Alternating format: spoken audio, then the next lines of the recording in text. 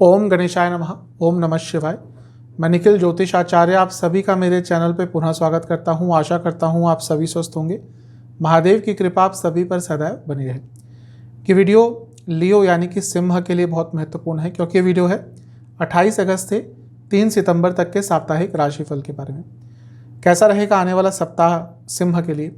जो मेरा साप्ताहिक राशिफल होता है वो प्रमुखतः चंद्रमा की गति पर आधारित होता है। चंद्रमा नवग्रहों में से सबसे तेज राशि परिवर्तन करते हैं। 2.25 से 2.5 दिन में उनका राशि परिवर्तन हो जाता है। तो स्वाभाविक तौर से पूरे हफ्ते में अलग अलग भावों में अलग अलग राशियों में जाते हैं, अलग अलग ग्रहों से युति योग संबंध बनाते हैं। तो इन सब चीज़ों का क्या प्रभाव आपके जीवन पर रह सकता है, ये आधार होता है मेरे साप्ताहिक राशिफल का। चंद्र राशि और लग्न राशि, इनसे अलग अलग राशिफल नहीं बन सकते। इसलिए यदि आपकी लग्न राशि या चंद्र राशि सिंह है, दोनों ही गाइडेंस के लिए अवश्य देख सकते हैं इसको। व्यक्तिगत तौर से मेरा हमेशा से यही मानना है, जैसा मैं कहता आया हूँ, कि यदि आपको अपनी लग्न राशि कंफर्म है, वहाँ से देखा करेंगे तो आपको बहुत रिलेटेबल रिजल्ट मिलेंगे। जिनको नहीं पता वो चंद्र राशि से भी अवश्य देख सकते हैं। इन शॉर्ट, लग्न राशि या चंद्र राशि आपकी सिंह है, लियो है, दोनों ही इस राशिफल को ऑब्जर्व कर सकते हैं। शुरुआत करते हैं। 28 अगस्त चंद्रमा आपके छठे स्थान में होंगे, यानी कि मकर राशि में, और 30 अगस्त सुबह के 10 बजे तक यहीं पर रहेंगे।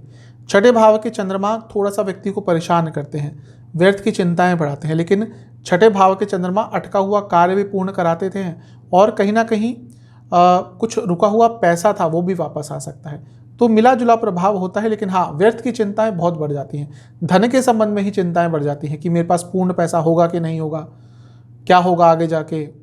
तो वास्तविकता से दूर होकर व्यक्ति चिंताएं शुरू कर देता है।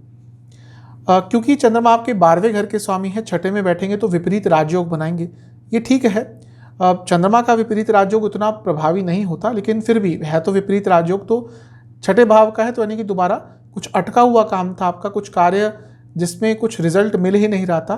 थोड़ा सा प्रयास करेंगे हफ्ते के शुरुआती भाग में, तो वहाँ पे कुछ ना कुछ पूर्णता, कुछ ना कुछ सकारात्मकता दिख रही है। शुक्र की दृष्टि रहेगी, और शुक्र आपके कर्म स्थान यानी कि 10वें घर के स्वामी हैं, और इसके साथ ही वो आपके 3रे घर के स्वामी हैं। वक्री हैं, इसलिए कार्य क्षेत्र में जल्दबाजी से बचिएगा। कार्य क्षेत्र में कोई ऐसा काम एक्सेप्ट मत कीजिएगा जो नहीं कर सकते, केवल दिखाने के लिए कि हाँ मैं ये काम कर लूँगा या कर लूँगी। कोई काम एक्सेप्ट किया तो उसमें प्रॉब्लम हो सकती है। जहाँ तक नवामसा की बात है, लालच से बचना है। लालच यहाँ पर नुकसान देकर जा सकता है। दशामसा, कार्य क्षेत्र में भले ही प्रेशर ज़्यादा हो, लेकिन कहीं ना कहीं आपका परफॉर्मेंस थोड़ा अच्छा रहेगा। अगर आप अपने जो भी आपका प्रोसेस है उसको चेंज करने का विचार कर रहे थे, तो वो बात करने के लिए अपने मैनेजमेंट से, अपने बॉसेस से अच्छा समय है। लव लाइफ कहीं ना कहीं फ्यूचर प्लानिंग का समय है ये। अगर लंबा चल चुका है आपका रिलेशनशिप, तो वैवाहिक जीवन की तरफ जाने के लिए, उन चीज़ों को डिस्कस करने के लिए समय अच्छा है। जहाँ तक वैवाहिक जीवन की बात है, सब कुछ ठीक दिख रहा है। फैमिली प्लानिंग के लिए भी समय अच्छा है। सेहत के हिसाब से लिवर की प्रॉब्लम है, परेशानी होगी। अगर आपका वेट रिसेंटली बढ़ा है तो थोड़ा सा ध्यान दीजिएगा, अपना कोई जो भी ब्लड चेकअप आदि है वो करा लीजिएगा। स्टूडेंट्स थोड़ा रिलैक्स रहिएगा, यहाँ पे थोड़ा सा टेंस्ड आप ज़्यादा रहेंगे। सर्वाष्टक में आपका लाभ स्थान बली है, तो यहाँ से पता चल रहा है कि कोई ना कोई कार्य आपका अवश्य हफ्ते के शुरुआती भाग में पूर्ण होगा।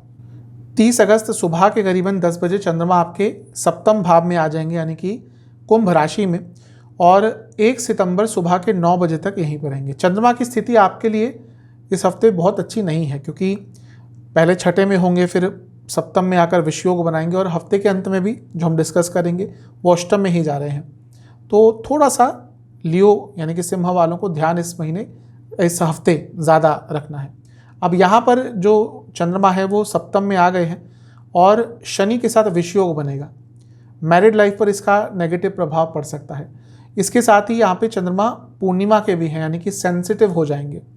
पूर्णिमा के चंद्रमा शुभ होते हैं, लेकिन सेंसिटिव होते हैं। अब वो डिपेंड करता है कि उनकी शुभता किस तरह से प्रभाव देगी, वो किस ग्रह के साथ बैठे हैं, नेगेटिव ग्रह के साथ बैठे हैं, पॉजिटिव ग्रह के साथ बैठे हैं, उस पर वो डिपेंड करता है। अब क्योंकि ये पूर्णिमा ऐसी है जहाँ पर शनि के साथ बैठे हैं चंद्रमा, तो विषयोग बन रहा है, तो विषयोग की प्रबलता और बढ़ जाएगी। और बुध की दृष्टि भी है, और बुध चंद्रमा पर नेगेटिव प्रभाव डालते हैं। बुध वक्री हैं। वक्र क्या होता है? ग्रह उल्टा चलता है, तो कोई उल्टा निर्णय ले सकते हैं, वक्र बुद्धि आपकी हो जाएगी, गलत संगत में पड़ जाएंगे, गलत चीज़ों में अपना ध्यान लगाएंगे, अपनी ऊर्जा खंडित करेंगे।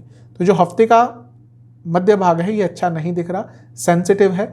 यहाँ पे कुछ ऐसा हो सकता है कि आपकी गुडविल भी खराब हो सकती है, आपका नाम भी खराब हो सकता है। कुछ ऐसा काम करते हैं जिसमें सोशली बहुत इन्वॉल्व हैं आप, पॉलिटिक्स में है, सोशली कुछ काम करते हैं, इवन कार्य क्षेत्र में अगर आपका बहुत नाम है तो थोड़ा सा यहाँ पर बच के रहिएगा। नवांशा के हिसाब से देखिए ये समय ऐसा है कि आपको कई लोगों की बातों को इग्नोर भी करना पड़ेगा, क्योंकि यहाँ पे आप प्रोवोक बहुत जल्दी हो जाएंगे। तो इंग्लिश में कहते हैं कि इग्नोरेंस इज ब्लिस, यानी कि अगर आपको इग्नोर करना आ गया तो जीवन सरल हो जाता है। तो हफ्ते के मध्य भाग में इस चीज़ को लागू कीजिएगा अपने जीवन में। दशांशा के हिसाब से कार्य क्षेत्र में जल्दबाजी में आगे बढ़ने के चक्कर में नुकसान कराएंगे। लव लाइफ ठीक ठाक है, लेकिन वैवाहिक जीवन में प्रॉब्लम्स दिख रही है। मैंने शुरू में ही कहा था, वर्ग कुंडली भी यही बता रही है कि मैरिड लाइफ में प्रॉब्लम्स आती हुई दिख रही हैं। ध्यान भटकेगा आपका भी, आपके पार्टनर का भी, और कहीं और ध्यान जाएगा, कंटेंटमेंट की कमी रहेगी। सेहत के हिसाब से आँखों के रोग और ENT, ईयर नोज थ्रोट, इनसे संबंधित कोई प्रॉब्लम तंग कर सकती है। स्टूडेंट्स के लिए समय बहुत शुभ नहीं है। जो आप प्रयास कर रहे हैं, करना चाह रहे हैं, वो सही डायरेक्शन में नहीं जाएंगे या नहीं जा रहे ऑलरेडी, और वो आपको बहुत व्यथित करेंगे। सर्वाष्टक में आपका पंचम भाव अत्यंत बली है, ओवर थिंकिंग भी परेशान करेगी। हफ्ते का मध्य भाग थोड़ा सा कष्टकारी है। 1 सितंबर सुबह के 9 बजे चंद्रमा आ जाएंगे आपके अष्टम भाव में, यानी कि मीन राशि में, और सप्ताह अंत तक यहीं पर रहेंगे। चंद्रमा का अष्टम में आना वैसे तो देखिए अच्छा नहीं होता, लेकिन कंपैरेटिवली जो हफ्ते का मध्य भाग आपके लिए गया होगा वहाँ से थोड़ी शुभता बढ़ेगी, वहाँ से थोड़ी स्टेबिलिटी ज़्यादा रहेगी। कारण क्या है कि यहाँ पर मंगल का प्रभाव है चंद्रमा पर। मंगल क्या है? मंगल आपके लिए योग कारक ग्रह है। योग कारक ग्रह संभालते हैं, योग कारक ग्रह पूर्णता देते हैं, योग कारक ग्रह स्टेबिलिटी देते हैं। इसलिए हर लग्न के लिए जो योग कारक ग्रह है वो बहुत महत्वपूर्ण हो जाता है। जैसे सिंह के लिए योग कारक ग्रह बनते हैं मंगल, तो उनका प्रभाव है, यानी कि स्टेबिलिटी अवश्य आएगी। वाणी पर बहुत नियंत्रण रखना पड़ेगा, लेकिन धन के हिसाब से हफ्ते का अंतिम भाग आपका बहुत अच्छा है, क्योंकि मंगल धन स्थान में बैठकर अष्टम के चंद्रमा को देख रहे हैं, यानी कि अचानक से धन की प्राप्ति हो सकती है, इनकम के सोर्सेज बढ़ सकते हैं। और मंगल भाग्य स्थान के भी स्वामी है, यानी कि भाग्य भी आपका साथ देगा धन अर्जित करने के लिए। लेकिन हाँ, चंद्रमा 8वें घर के हैं, इसको तो हम बिल्कुल नहीं भूल सकते। कोई भी अचानक से निर्णय मत लीजिएगा, स्पेशली अगर आपको कोई फोर्स करे कि भाई ये अभी करना है, ये अभी करना है, बताओ इसमें क्या करना है, बताओ इसका क्या रिजल्ट हो सकता है, बताओ इसमें क्या हम कर सकते हैं। ऐसा कोई आपको फोर्स करे कोई निर्णय लेने के लिए, फिर तो बिल्कुल आपको नहीं करना।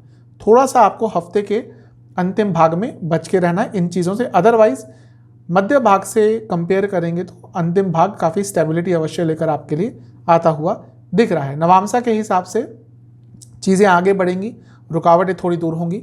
दशांशा के हिसाब से फाइनेंस संबंधित कार्य करते हैं, लाभ होगा। लव लाइफ, यहाँ पे थोड़ी उलझनें दिख रही हैं। कभी कभी व्यक्ति रिलेशनशिप में आ जाता है, फिर बाद में उसको रियलाइज़ होता है कि शायद ये सही व्यक्ति नहीं, या फिर लंबा रिलेशन चलने के बाद उस व्यक्ति को रियलाइजेशन होता है कि मे बी ये जिस व्यक्ति के साथ रिलेशनशिप में है वो सही व्यक्ति नहीं है।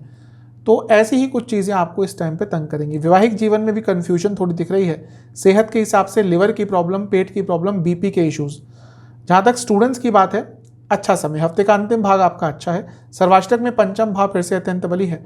अपनी प्रॉब्लम्स का आपको अपनी सोच के द्वारा निवारण मिल सकता है, तो ये एक अच्छी चीज़ दिख रही है। उपाय के स्वरूप में आपको एक पात्र में जल लेना है, उसमें कुछ दूध की बूंदें डालनी है और कुछ सफ़ेद तिल और काले तिल डालने हैं। इस द्रव्य को आपको सूर्य महाराज को अर्पण करना है। जब अर्पण कर रहे होंगे तो ओम भास्कराय नमः मंत्र का आपको जाप करना है। आशा करता हूँ कि वीडियो आपके काम आएगी। चैनल पर नए हैं सब्सक्राइब कर लीजिए, वीडियो को लाइक कर लीजिए। मिलता हूँ आप सभी से मैं अगली वीडियो में, तब तक के लिए ओम नमः।